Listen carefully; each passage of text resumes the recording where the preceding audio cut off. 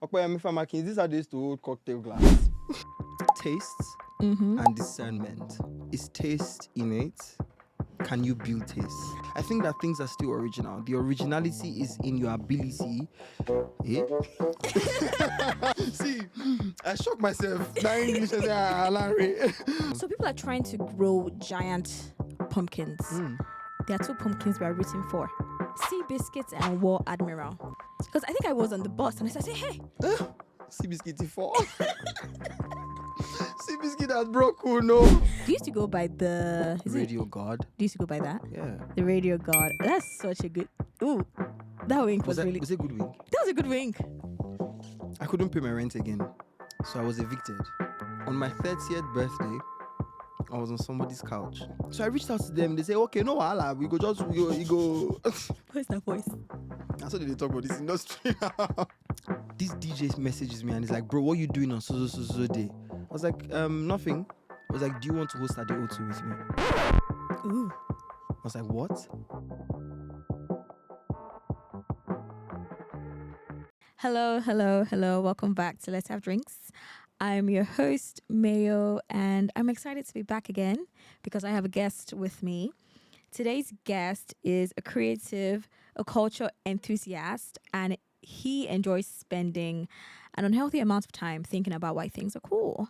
Today, I have Lanre Shonubi. Drum roll. Thank you for bringing me back to a podcast. This is crazy. I haven't been on a podcast in 2 years. In 2 years? Yeah. Is this your second, third? Yeah, this is my second podcast. Okay. Being a podcast guest. I hope that I'm up to the task today. It's actually a very chill podcast. Nothing so... I mean, it can get deep, but it's not very serious. It's very gisty, very calm. Okay. So how have you been? How have I been? I've been good. I've been all right. I've been trying to survive in this town called London that I love so much. You do like London? I love London. Quite interestingly, I thought I did love London, but then I went to Edinburgh. I love Edinburgh. You see, it depends on what the city is offering you. Okay. If you have to live in Edinburgh, you'll probably be frustrated. Maybe. I think also because I was there I went there to get visa. Okay. So I was there for 48 hours. So newness bias is like, this is exciting. Maybe. Because when I first moved to the UK and I had to go to work and work was in London, every time I come out of the office to get a matcha, I would just look up at the skyscrapers and I'll just be like, damn. It's not exciting. That's not exciting. It was so exciting. Like, I'm just like, it's worth it. It's not just the skyscrapers. It's that you can see all of that and then go to another part of the city and everything is just old. Yes. Everything is just Victorian. I actually appreciate it, London as it is. It's a wonderful city. It is. So today, before we go deep into this conversation, we're going to talk about our drinks. As you can see, we don't have any drinks. If you're listening to this, we don't have any drinks here. But our drinks are coming and we're having... the Function Cherry Bomb, right? Why is it called the Function Cherry Bomb? Do you only have it at functions? Is that? I feel like this is a function. Okay. This is a whole thing. Is it your first time having it? Yes. So they changed up the cocktail menu at the studio, which I like that they have more interesting names now. There was the Function and there's the Function Cherry Bomb. So this is more... I feel cherryish. I chose this drink for us because you told me that you like sweet things. So hopefully that is sweet, but you're having the mocktail version of it. Lanre, why is your face looking like this? A red wine would have been great. See? So my a goodness. white wine would have been great. A dry, nice... I don't know why we're having a cocktail. Because, imagine wine in this conversation. I think this is the thing I get with my guests.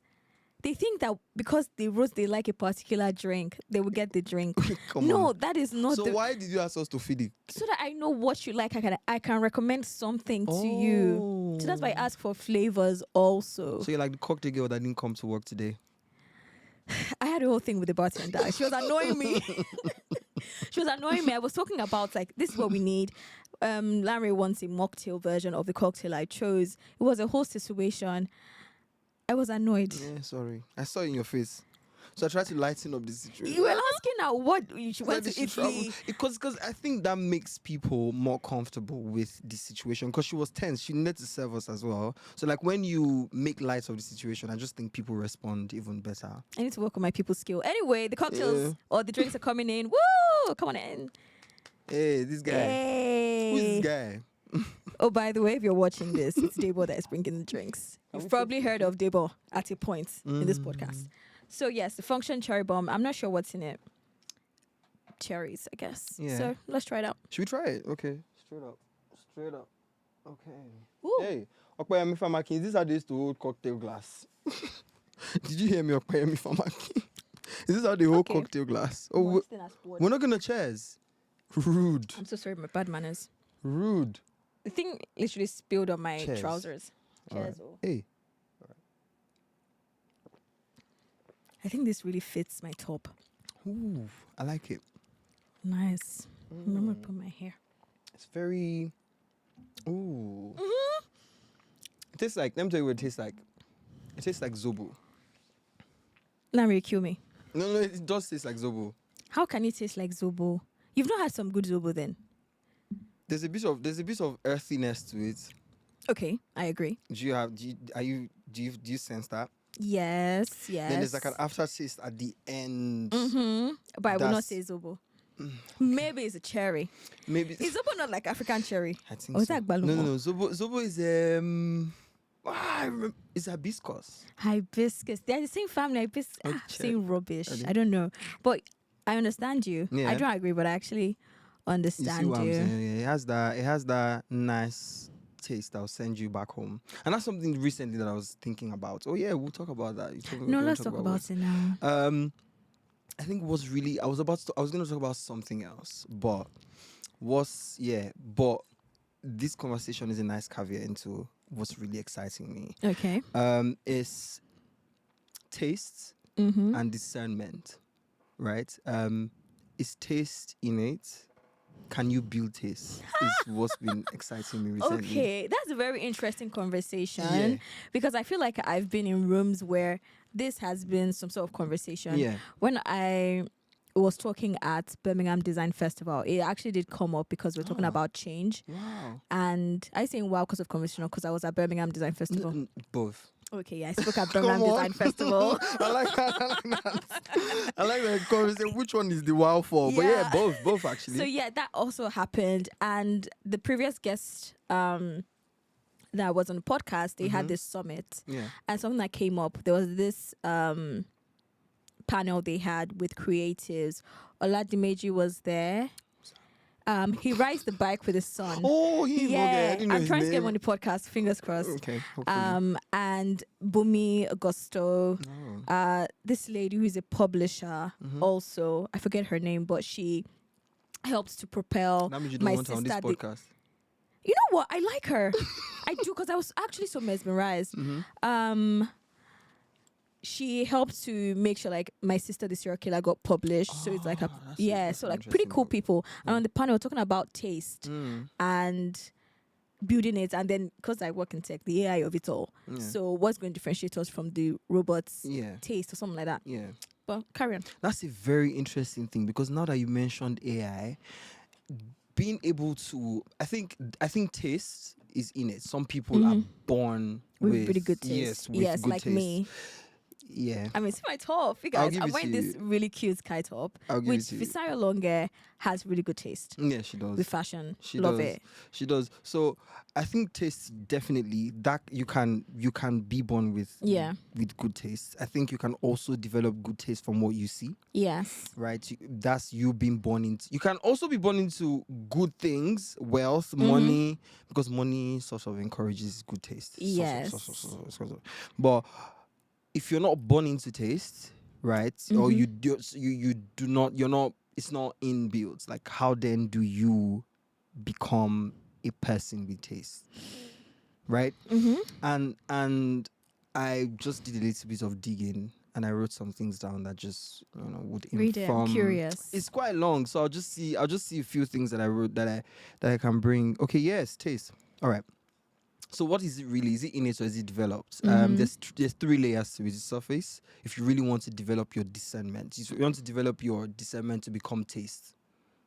Do you understand? Yeah. Right? There's a surface level where almost everyone is at. Everyone sees a nice thing. And knows that this is a nice thing. Everyone sees red and they're like, okay, let's put red and let's put blue in my work. And now there's the context. What's the context of what you've seen? And would the red match with whatever? So there's also the prediction. That is the discernment. That's where you are now tasteful. The ability to see ahead, and the ability to know what works. Okay. That's taste. Yes. Right? And the goal is not to master it, or these 3 levels of taste. It's to be able to glide between them. Wow. It's to be able to move from the surface, say, okay, that's nice, right? Now, how do we take that and put it into this context? Yeah. And then how is this context going to predict the future? I feel and like that's what AI sort of does. That's what I'm saying. Does AI have taste? No, that is me. Just straight up, no. AI doesn't have taste. But let me tell you why I think AI has taste, right? It goes deeper. The goal is not to master. The goal is to have a chopped hairline and make it look good and leave the seer thinking that's the next best thing. So how do you build it? Through training your eyes. AI is training itself. Yes. One, the deeper you go, the more you find. AI is going very deep. The third one is, who made this? AI is always, like you're asking it's asking you back questions, right? And the last one is slow down. AI does slow down. No, does it? I don't know. But those 3, at some point, AI will just... I don't think AI can predict... It can't. Taste. I don't think AI has taste. That's just my own. Because I'm a designer and I work with AI and I see what that thing outputs to me. And I think through the years of refining my eyes and also practice, I can tell quite immediately that this is actually really ugly. Yeah. For instance, the AI posters that are going up everywhere, they're the ugliest things I've seen. Because I feel like just very generic things.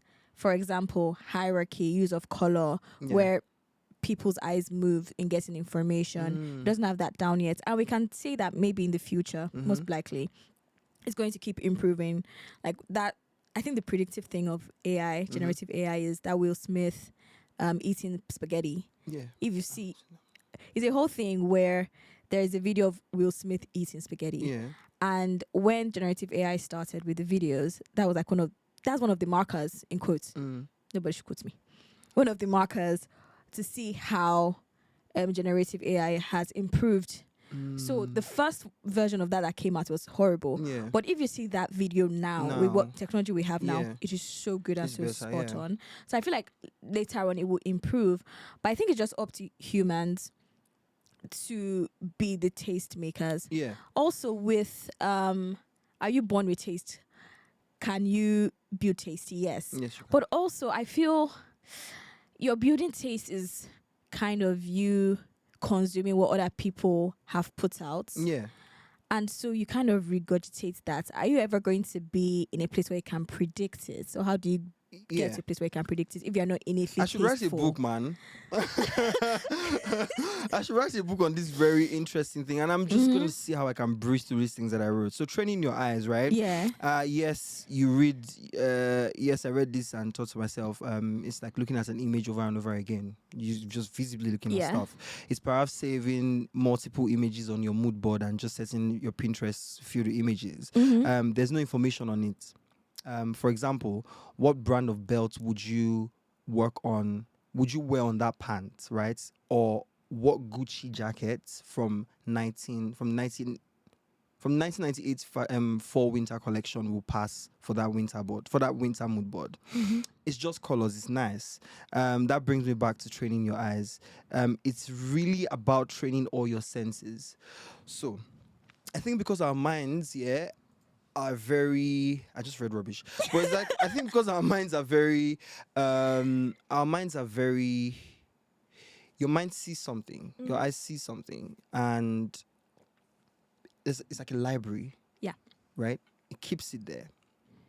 When it keeps it there, when it sees another thing that's sort of similar to it, it can then reproduce, not necessarily the exact same thing, but because it's seen that, it just goes to your reference. Yeah, it can draw parallels. And then there's a nice parallel, and then that's what makes you stand out.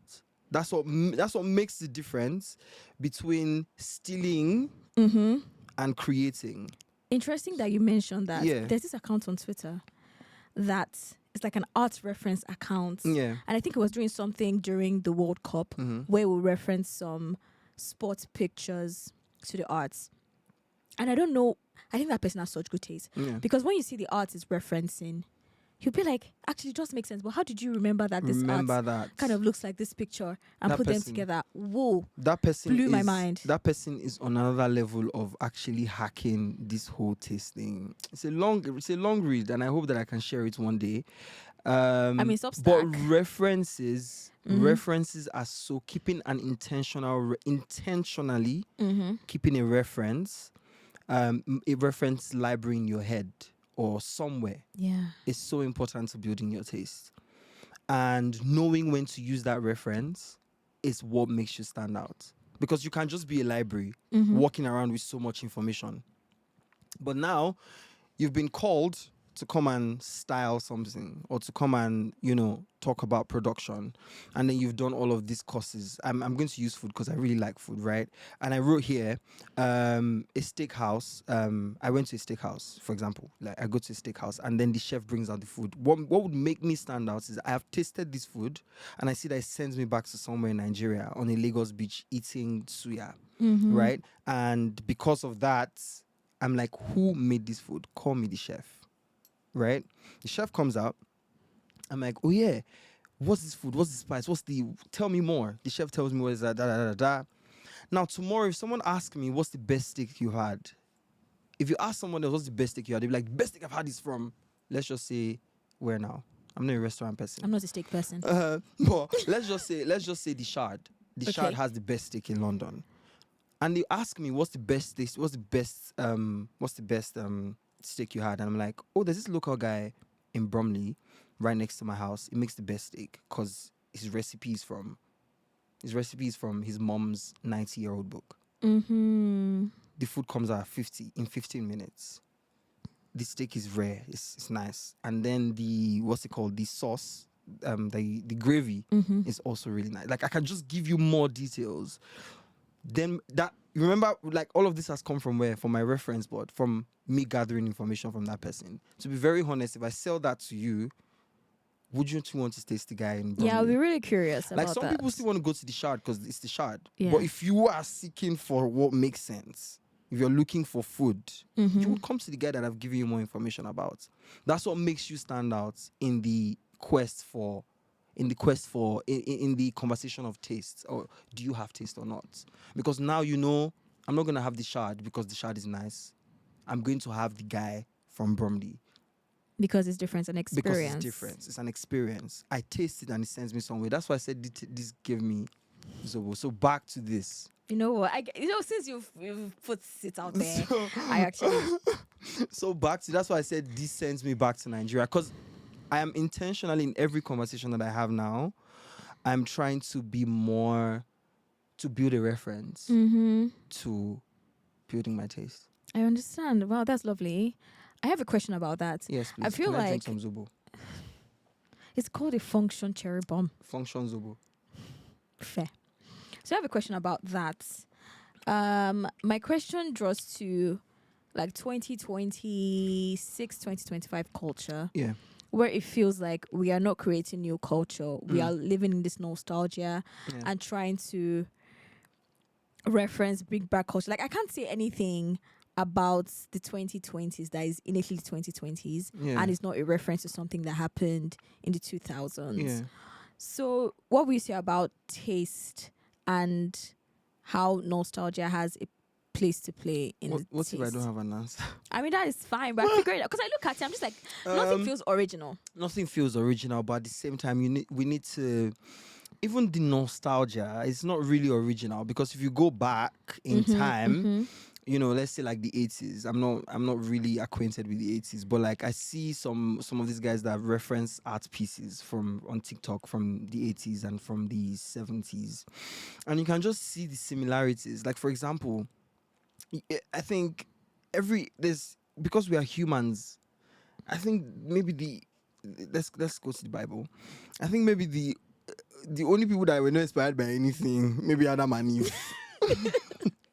You know what? There's nothing new under the sun. Kind of stuff, for them, it was, this is brand new. We don't know anything that's happening. But after them, everybody was just stealing from everybody, but in different, like, it's just that distinctiveness. You can just tell that, okay, this is original at the end of the day, because now it's yours. Like, at the end of the day, it came from you.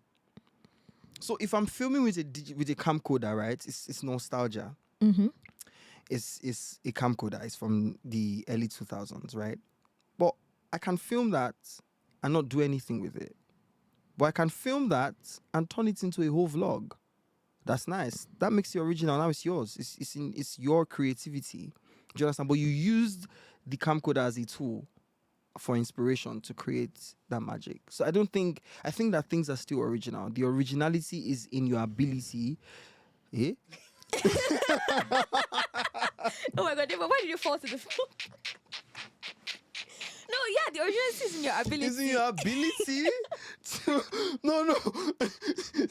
See, I shocked myself. That English, I said, Lanre. The originality is in your ability to utilize the tools around you to birth new things. And I think you've been like a really good tastemaker, though. I mean, we have LSTV. Yeah.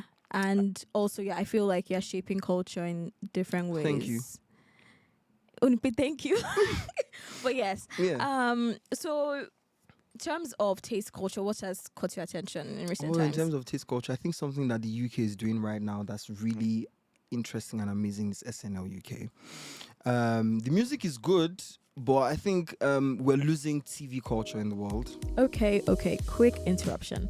Now, if Let's Have Drinks feels like that conversation you've always wanted to have, I think it is time for you to subscribe wherever you're listening to this from. Also, follow us on all socials at Let's Have Drinks Pod. Rate the podcast, share on socials, share with your friends. Also, subscribe if you're on YouTube, comment, like, do all the lovely stuff. It genuinely helps the podcast grow and helps more people see these conversations. And also, it just makes me know that you're enjoying the podcast. So, yeah. Thank you for doing that. And let's continue on to the conversation. Agree. Hard agree. And it's so sad that we're losing TV culture in the world, because TV, sometimes I just honestly just put on my TV and put it on BBC One just to watch television, to see what is happening on TV, because TV is different. It's very interesting. And now we have a production like SNL UK, one of the world's biggest comedy sketches in the world, comedy sketch TV show in the world, and it's in the UK now. So I think that's interesting. The funny thing about SNL is, I mean, I'm not British, but I was conflicted with SNL UK happening. Because I never really got SNL, the original thing. Like, I would watch it sometimes and I'm just like, okay. Yeah. And sometimes it hits. But a lot of the times I'm just like this. I'm just like, maybe I don't get their humor. Yeah. And so when SNL UK came, I didn't have any... just like, okay, let's see what was going to happen. Yeah. But then, I think we were talking about the same thing with the sketch that they released about the choir. That's a good one. And you should watch the older ones. And the reason why you found that funny is because SNL US was specifically for the US. It became global because it's the US. They know how to push those things, right? But the premise of SNL is to discuss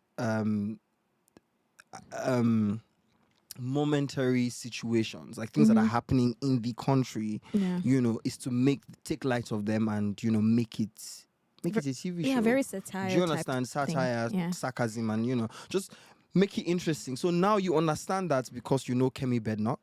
Sorry, we're making this political. Because you know Kemi Bednock, because you have experienced racism. Do you understand? So now it's funnier to you. Do you understand? So that's why I was just like, SNL UK is good content. I can't wait for season 2 because they're about to...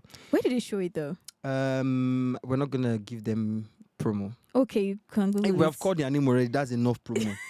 If we say when they show it, we don't have to say what time. No. You know what? I don't know, but I see it on the online on Instagram. That's where I see it from. Do your research. But what has caught my attention? Yeah, what has caught your? Let me ask you. Can I ask you? Yeah, sure. Okay, Mayor, what's caught your attention recently? Pumpkins. Oh. Yeah. Okay. Let me settle into this. I need you to say. I'm curious. Sometimes social media drops you into this rabbit hole of something, and it's been pumpkins. Wow. So people are trying to grow giant pumpkins, very big ones. That I don't know if they're going for a competition or something.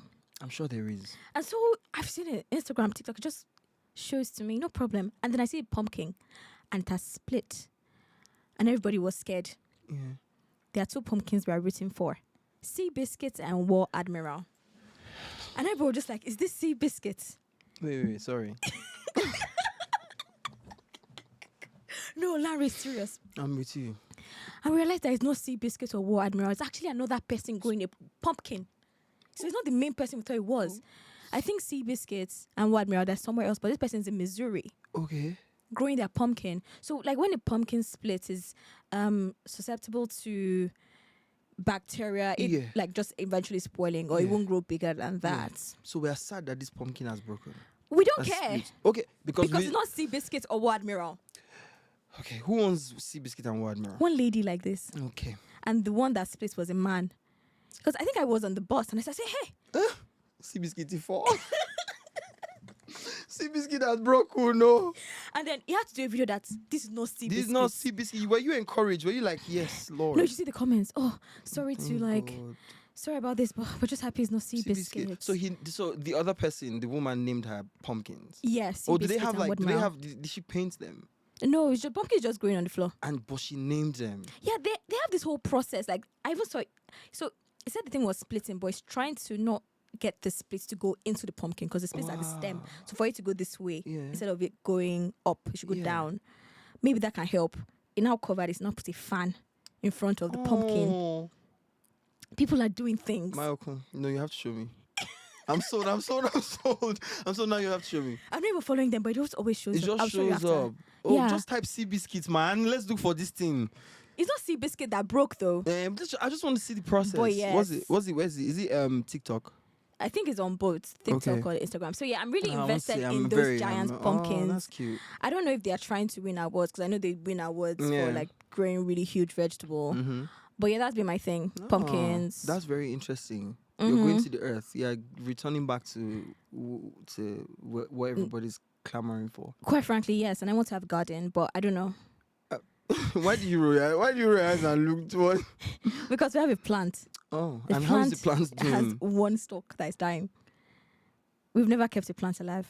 So, but we've kept green onions. I don't know if you should have told me that because I don't know if this is it's not giving responsibility. We've tried, but I scold everybody that doesn't. Why did you then buy the plant? To keep it alive. And then, sorry, you can see my eyes have opened. No, so the thing about the plants that we have now in the living room is that when I did the research for the plant, I looked for plants for first-time plants, moms and dads. Okay. People you need low attention, so you need 0 to no attention. Yeah. And I got that plant, and it came thriving, and then just stayed to die. Because do you know also that plants are seasonal? Why would you give me plants that can't last in my house? Maybe it's not. Maybe it's not a summer plant. Maybe it's a winter plant. So in the summer, you'd give it a different kind of treatment, and in the winter, you give it a different kind of treatment. We've had this plant through summer and winter. And was it flourishing in both seasons? It was just dying. What if it's a spring plant? We've had it through spring. We've had it for more than a year. Or a fall plant. It's dead. My God, I have a bonsai. Ooh. Her name is Ego. I have a snake plant. His name is Samson. And I always forget the name of the last one, but her name is Fave. She's amazing. All 3 plants. When you come to my house, I introduce you to them. Wow. I want to get a money tree. For my office. That's one type of a money tree. That one. It's not giving tree. Money plant. Okay. Money flower. Interesting. But yeah, you guys need to do better with these plants. And this is for everyone who has a plant that's dead. So when I got Ego first, I got her in the winter. My baby. I got her in the winter. And she wasn't doing well. I was like, what's happening? So all I just moved her from where she was initially because she was staying right next to Fave. And I think Fave was jealous. Fave is the first plant I ever had. So I think Fave was jealous. So I think Fave was sucking her energy. Money, We're talking about plants here, yeah? Yeah. Okay. I said, why you? I said, this is bullying. So I moved Ego. I said, you will not do that to your little sister. So I moved Ego right next to my head. I'll show you Ego. I'll show you Ego. Ego has new sprouts since I moved her away from new. She's something else. I like plant parents because even when I went to see my friend, he gave us a tour of all these plant thingies, and when he came over, also he gave us tips on how to keep our plants alive. But then we don't even remember to water the plants. We try. Look at Ego. Oh, look at her. She's pretty. Look at her doing well in life. I don't know if you guys can see. Strong. Let me see if I can find another picture. Ego is doing so well. No, I'm going to show you. No. I take pride in them. I understand because nurturing something that especially was dying to life is something that you take pride in. Right? Look at Ego. So you know what I also discovered? So you see these sprouts that's coming out here? It wasn't there before. So for like 3 months, you see all of this came out in like a month, all of these other ones. So for like 3 weeks, there was nothing coming out. So I was like, what is happening? Apparently, the drought was affecting my love. Oh. So I started spraying the leaves every morning, spraying the stem, everything, like just water spray the whole thing every morning. And guess what? In 2 weeks. You know, I feel guilty. Because so we changed up some things in our house, and I told Debo that he's in charge of the plants now because I've been in charge of the plants for the longest time, and it's not been helpful. So he got like a spray bottle to spray the plant. I said, is this how you water a plant? You pour it at the root. Yeah, apparently, I was just like, why you were doing so well before?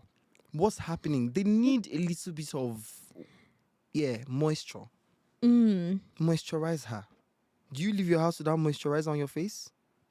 Fair. I don't. And when you have a baby, won't you put Vaseline, pour oil on their face?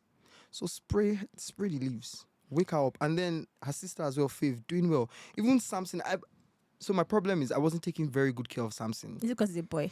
No. Wow. I'll tell you why. Okay. It was an experiment in my head. Right? I named him Samson because it was a snake plant, and I had done my research, and I found that snake plants are very strong. They're they do not need so much care. Right? So I said to myself, I won't give you so much attention. I want to see if you will thrive. Right? And I named him Samson because of strength. Samson died at the end, though. Samson's not going to die. Amen. But he died with grace. You know, he still had a little bit of strength.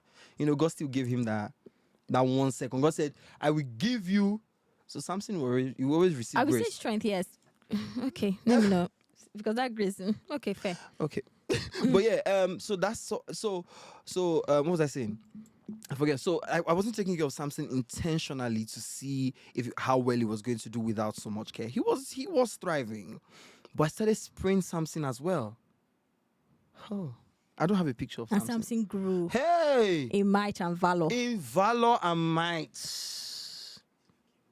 Samson is doing... I said, Samson. So if they take care of you, this is what you become. No wala. But I call him Sam. Please don't call him Samson when you meet him. Behave yourself.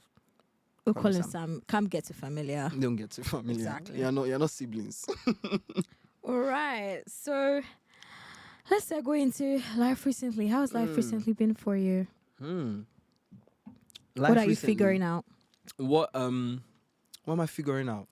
I'm figuring out how to be a business owner. Okay. I'm figuring out how to love. Okay. And I'm figuring out next steps. I love that. Yeah. I mean, being a business owner, you've done quite a couple of things. You were at BBC. Yeah. You left BBC. Yeah. You started doing your own thing. Actually, even before BBC, you had the whole radio stuff. Yeah. Do you used to go by the... Radio God. Do you used to go by that? Yeah. The Radio God. That's such a good... Ooh, that wink was really... Was it a good wink? That was a good wink. That was a good wink. And then you did BBC. And I feel like you've done so many wonderful things in the last year. You did the Adekunle Gold Orchestra hosting, beautiful. which I was so pained that I wasn't there. Why were you? Why was I weren't you there? Ask Debo. Good. Why wasn't she there? Oh, we don't have time. for you to explain. Okay. Better. We'll ask you after. But yes. So how has that been, figuring out employment and then doing your own thing and then turning that into a business? Beautiful. Employment and non-employment. I'll be unemployment. Yeah, let's talk about that. Employment and unemployment, and then segueing into finding your own thing. I always say that I started LSTV from a place of anger, because I was just tired of, I've experienced BBC. I've experienced how taste is made. I've experienced how stories are told. Like, I know how to tell a good story. You do. If you came to me and said, we want to tell a story about my brand, I know how to cook a story together. And that comes from, just working with these people, seeing how these things work. So I said to myself, let's go into that. And for your question, are you asking about the transition from employment into starting my own thing, and what that was like? Pretty much, because you mentioned that BBC was like the zenith of your career, and losing that. It was nobody in my family have worked at BBC before. I dare you people to tell me that. Nobody in my family has worked at the BBC before, so it was really nice. I really enjoyed working there. Imagine my first day at BBC, Lizzo walks in. Ooh, wow. Yeah. Are you just like, I'm meant to be here? I mean, and Lizzo had a fight. Because she was wearing slippers, and I was so excited to see her. So I brought out my phone to record, and she was like, hey, she's American, so she used all my American friends. Yeah, she's American, and she used the F word. I was like, what are you doing? And I said, sorry. So she was like, oh, let me wear my shoes. So she wore her shoes, and then she came to find me. Okay. And then we took like a proper picture. Oh, that's cute. Yeah. So the BBC was exposure on another level. I think what really also excited me about working at the BBC was my ability to open doors for my people. I think wherever something I hold dear to myself, and something I would always fight for or something I will always stand by, is wherever I find myself that's a bit higher than my people or my culture or what I'm passionate about, I would not hesitate to open the doors for anyone. So I had everyone on the BBC, and I mean everyone that had a song that could reach me, everyone that wanted to be on the BBC. I said, send me the song. We'll find you somewhere. If it's not even heavy rotation, your song would be played on the BBC. It's fine. Let's do it. People wanted to see me. You come. It's fine. It's okay. I had an open door policy. That's for the BBC, and I'm very grateful for that opportunity, because that is why we're able to set up LSTV.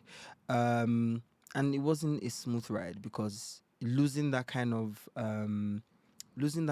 privilege, losing that kind of access, is quite heavy on the soul, on the mind. Whew, it was. Are we going to? How do I explain it? Okay.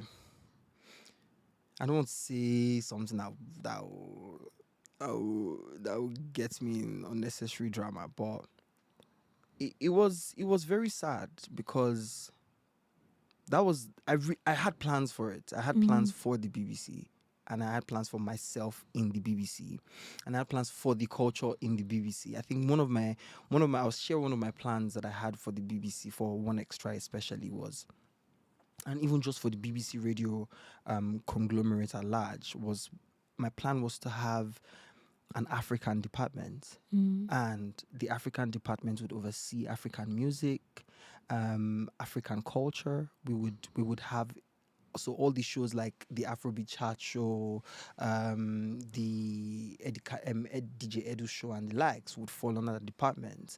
And I just really wanted to create a space for our culture on the radio in the UK and in the world at large, because it's the BBC, BBC World, service. And to see all of that just fall to the ground at the beginning of the journey was like, what was I doing wrong?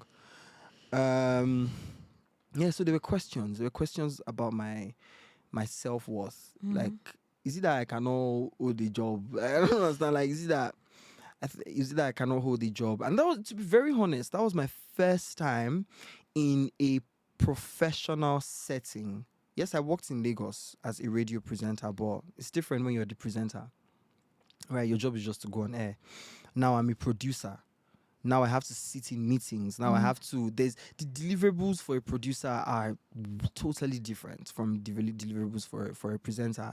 So navigating that as well, and also trying to get my culture, get my people on, you know, it was exciting, but it was also, you know, all of that ending was just like, yeah, man. So yeah, there were questions. There's questions about what's next. What am I gonna do? Is this the end? The BBC is the biggest. What else can I do? And I think some of the people that I met there were very instrumental to encouraging me into not giving up. And what you really and truly ask myself, what does giving up mean? Okay. Lanre Shonubi. What does giving up really mean? If you understand what I'm saying? You actually will. So what does giving up really mean? Is to wake up the next day and try to do something else, you know. So that was when we started focusing on the hosting side of things. Yeah. And luckily for us, right? And I say us because we're a team. Luckily for me and my manager. We immediately after my contract at the BBC had ended, we got a booking in Lagos for homecoming. Okay, that's right. big. So we traveled to Lagos. So my contract ended in March, and then homecoming was in April. So like next week or so, I was in Lagos for like a week, for like 3 weeks actually, or 2, and then we did homecoming. So like it felt like things were still happening. So when we came back, it was when let's talk about it. So it was just people encouraging me, and they were like, yeah, it's not the end of the road, you know. I felt useless. I felt like all of this, like, so why did I really like radio? If I could get to the highest point of radio and I just lose, like, do I really actually like radio? Do I want to become a tech bro? Like, am I now going to, like, what's happening? And I promise you, like, when you're in a country like this, when your source of income stops, it's very jarring, because what you earn from this paycheck is what's going to move you through the next month. Mayoko.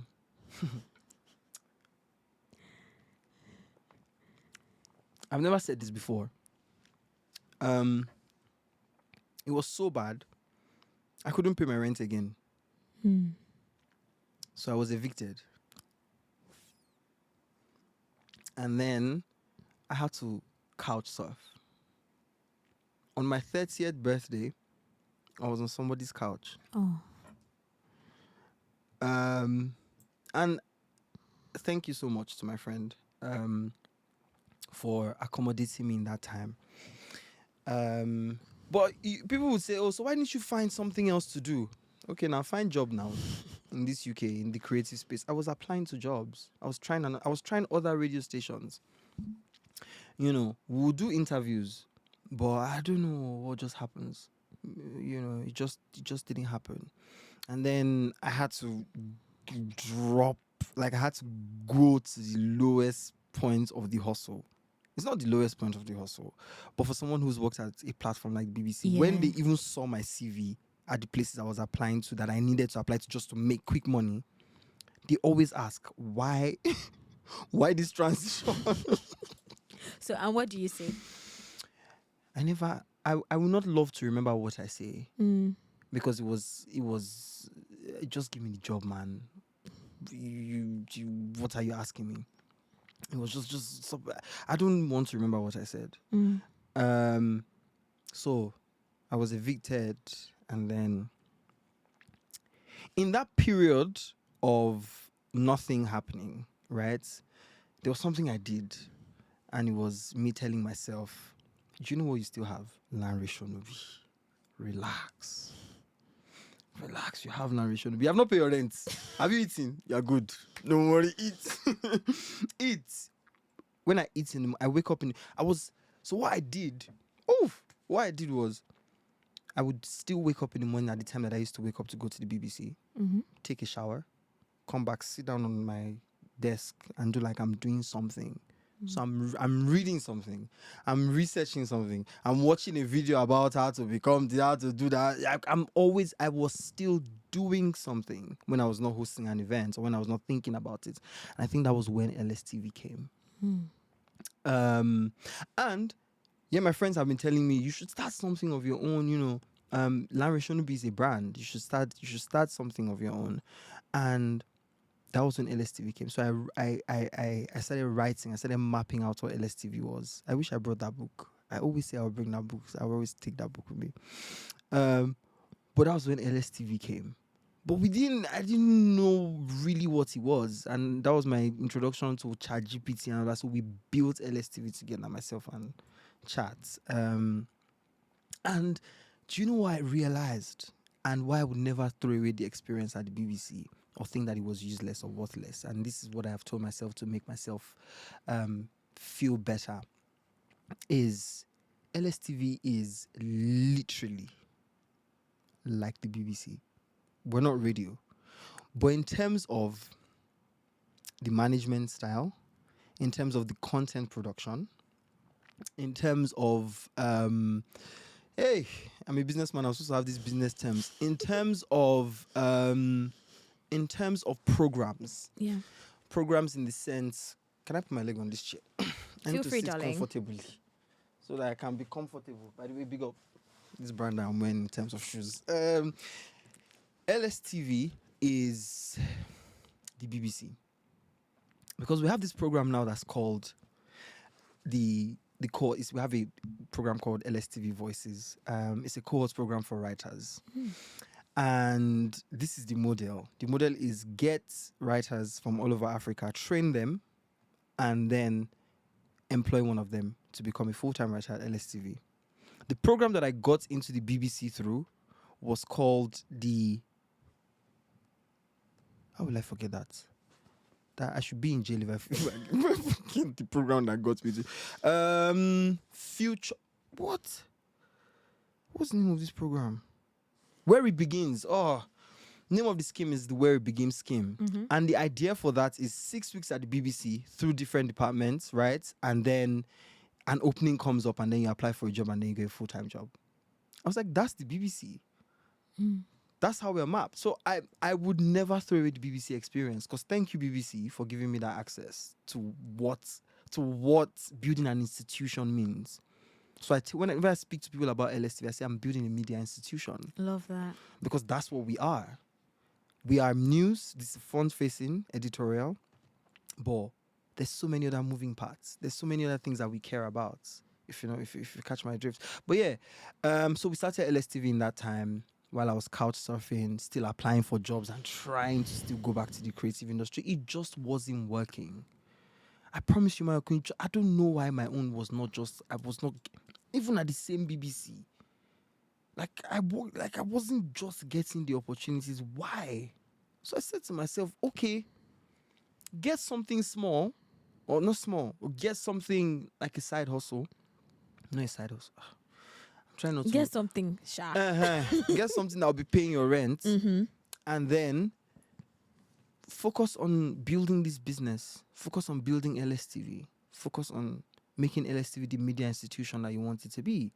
And I'm very grateful right now. We're one of the fastest growing digital media platforms in the country, or in the country, and I would say Africa at large. Yeah. Wow. LSTV. That was too much. No, it's never too much. It's actually never too much. Yeah. I like hearing the story of how it started, because even though I've been privy to a few happenings, so that I see what happens online. Also, I came to an event. I just didn't know how it started. Yeah. But yeah, seeing it actually does make sense. I feel like sometimes when you're trying to maybe get yourself into a particular space and it's not working, I think maybe the reason is for you to just do your own thing. Maybe. And that's why I keep telling people now in the industry, if you're listening right now, is do you really have something that's yours? Because you work for these corporations. It's cute. They're cute, these corporations. I promise you, they are cute. Very cushy with their benefits. Yo, it's the BBC. Come on. But what's yours? What's your thing that you're building? Because at the end of the day, when your legacy is being spoken about, and that's what LSTV really is, a legacy company. When your legacy is being spoken about, yes, you worked at the BBC, but what else did you really build with your hands? You built somebody else's. Were you able to replicate that in yourself? And some people are not called out for this. Yeah, very true. Some people are legit, genuinely called out to build with someone else and help them structure it. But if you keep trying, like you said, and it's not working, come on. Do your thing. Yeah. There's this kid where on this, what's it called? This conference on Saturday, and this kid comes in and he's like, oh yeah, his life is in ruins. He's lost his job and he's been applying to jobs and he's not getting the jobs. I was like, you are me and I'm you. He says he's a graphic designer. I said, so why have you not started your own company? Like, what's your name? Let's say his name is Lawrence. Lawrence, why don't we have Lawrence Designs or Lawrence Graphics or something? Like, it doesn't have to be insane right now. We started at LSTV without a single dime. With brain is what we started with. And just believe that it will become something. And I'm not saying do that as well, but just start. Just start. Start it. So with building LSTV and then hosting, also helping alongside, what have you learned from hosting? And what is your favorite hosting moment? Hey. Why? My favorite hosting moment. That's a big one. Oh, I'll tell you. Oh, this one. Yeah. God is faithful. And if anyone ever says to you that there is no God, they are lying. Sometimes I think it's from a place of anger. Sometimes I think it's from a place of no understanding. I think those two things are key reasons why people think that there is no God. Understanding, and I usually pray for them. So, in this time when I was broken and when nothing was happening, right, I decided to do, for the first time in my life, I decided to do what's that thing where you do a plan of the year and put in pictures? Mood board? Is it mood board? Vision board. Vision board. For the first time in my life, I decided to do it. I designed it on Canva. I printed it and I put it on my wall. And at the bottom left of that mood board, there was the O2. And I said to myself, I must host at the O2 in this. I must host an event at the O2. I must do the O2. Now, I know people in this industry. I know people. So I reached out to a very big artist in Nigeria. Was going to do an event at the O2, and then I reached out to his manager and I was like, boss, I beg, I don't even want to be the main host. I just even hold mic for the show because they're my guys. You know, maybe they're not my guys really actually because they did not put me on. They're my guys. So I reached out to them. They say, okay, no wahala. We go. Where's that voice? That's what they talk about this industry now. No wahala. We go run them. You go. No wahala. We go let you know. We go let you know. The show happened. They gave me VIP ticket. They say, at least we attended the show. We're not just on stage. So I absolutely just dead the dream about hosting at the O2. And this is why I say God, man proposes, God does what? Disposes. Good. You're a wise girl. You go find life. Thank you, sir. Amen. God disposes. So I was just sitting there in my house, chilling. And I'll tell you what the BBC... God! So this DJ messages me and he's like, bro, what you doing on so day? I was like, nothing. I was like, do you want to host at the O2 with me? Ooh. I was like, what? Big up you, sir. I'm going to call his name. Big up you, sir. He said, do you want to host at the O2 with me? I'll tell you another thing that I was doing. So because I know the people who look after said artist that was having an event at the O2, I reached out to them as well. And, I don't know, maybe people think whenever you reach out to them, you also want to ask for money. But platforms like that, yeah, if you pay me, it's cute. But think about this. This was the beginning of me just hosting events in the UK, right? This was the beginning of me just hosting events in the UK. I did not mind if I am just on that O2 stage not doing, like, just give me the mic. Let me even use it to rehearse and see my ability to control a large crowd like that. So this DJ messaged me and he's like, would you like to host at the O2? I said, would I like to host at the O2? Michael, remember that vision board? Yeah. I had closed it. I promise you I said, since it did not happen, that's about it. It's not, I guess it's never going to happen. Next thing, we are at the O2. We're at the O2. We hosted at the O2. We were on that stage for 30 minutes.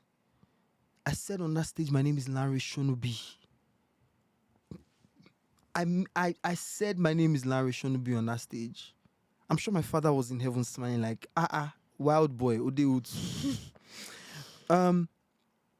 And I think the reason why that happened is because while I was at the BBC as well, this said DJ Yosa, there's this show that Remy Buggs used to do, and it was she used to bring DJs on, and Yosa had just started DJing, right, in Nigeria, right, and she was like, oh, do you know any DJs that's doing? I'd never heard Yosa mix before. I don't know how, but I just know that he was an Afro house DJ.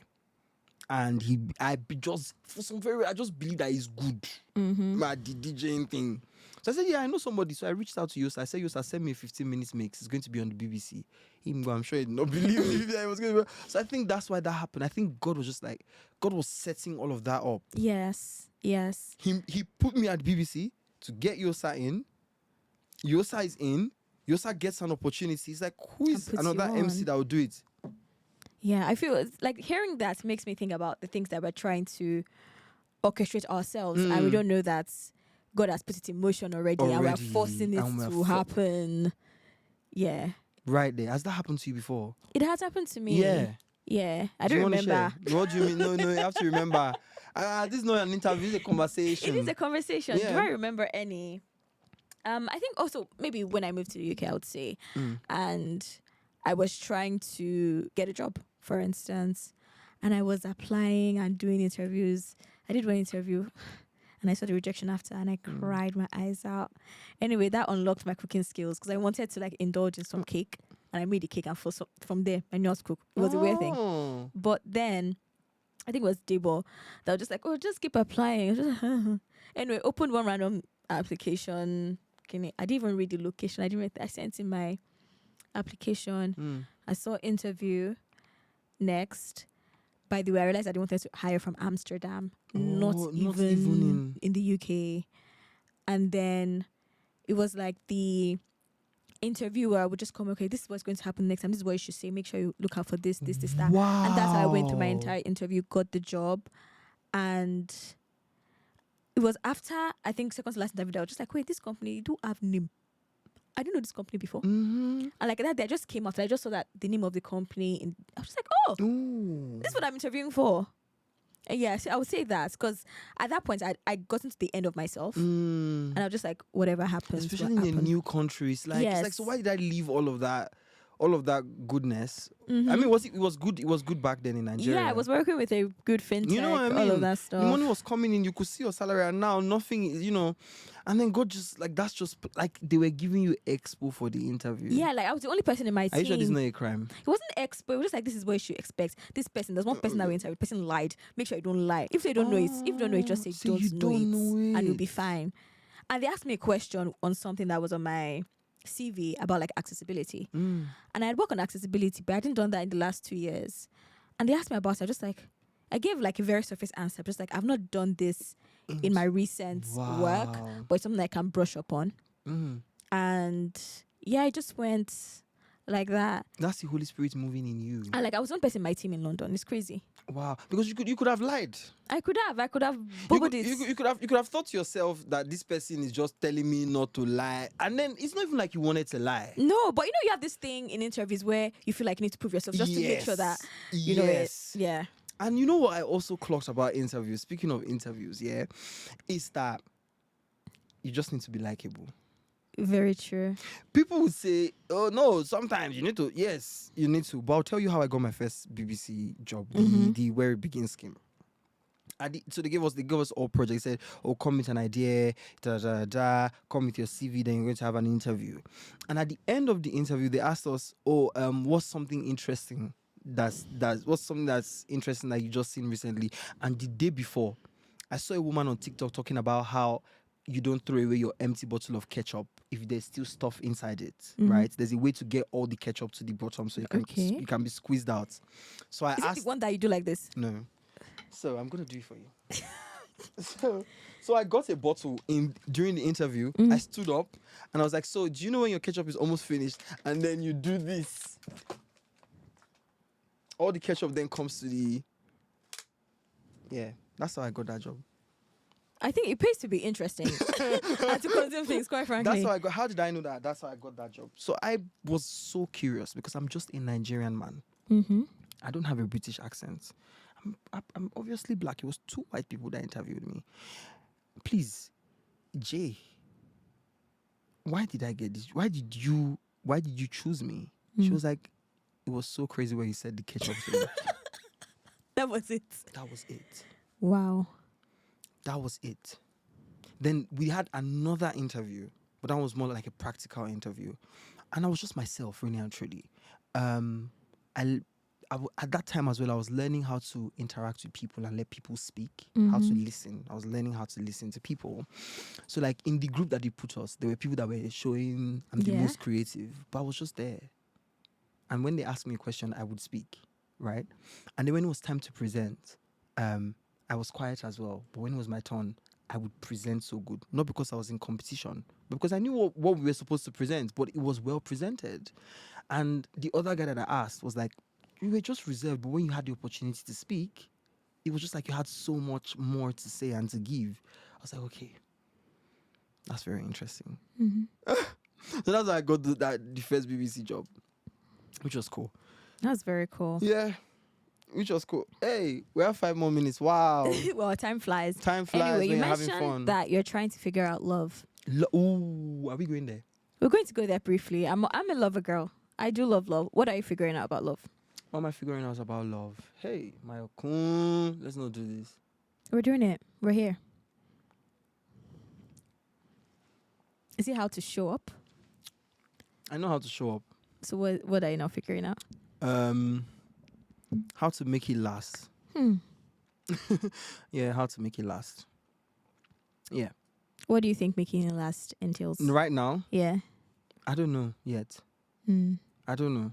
I know that I know what it is to love. It's choosing. Yeah, it's a choice. Okay, yes. Love is a very intentional I mean, decision. Hello, ma. Hello, ma. You are in it, you know. But it's how to make it last. And people have been saying to me, you don't know until you get into it.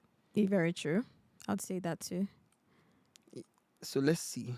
I think making it last definitely is a conscious decision, and it's a lot of forgiveness, and it's a lot of also patience and coming out of yourself. So not centering yourself really, and trying to, I won't say center the person because I'm very much for decentering men. Generally. Decentering men? Like what does that mean? Breaking men? No, not breaking men. My life doesn't just revolve around men's thoughts. Okay. Men's opinions. Decentering men. Oh my God, sorry. Decentering men. But also just like it's less of ego. So it's putting down your ego a lot of times. Is it killing your ego? Do you kill your ego? Maybe it's a conscious daily decision to kill because that ego will never die. Hey. And I struggle with my ego. There's a whole Beyonce song about it. I know. Let me tell you, my Eid is man's like I know my Eid. I know my Eid. What is Eid? Eid is like the younger brother of ego, uncontrollable. Okay. But once you see ego, once you see Eid, right, you can tell Eid, hey, you're doing too much, relax.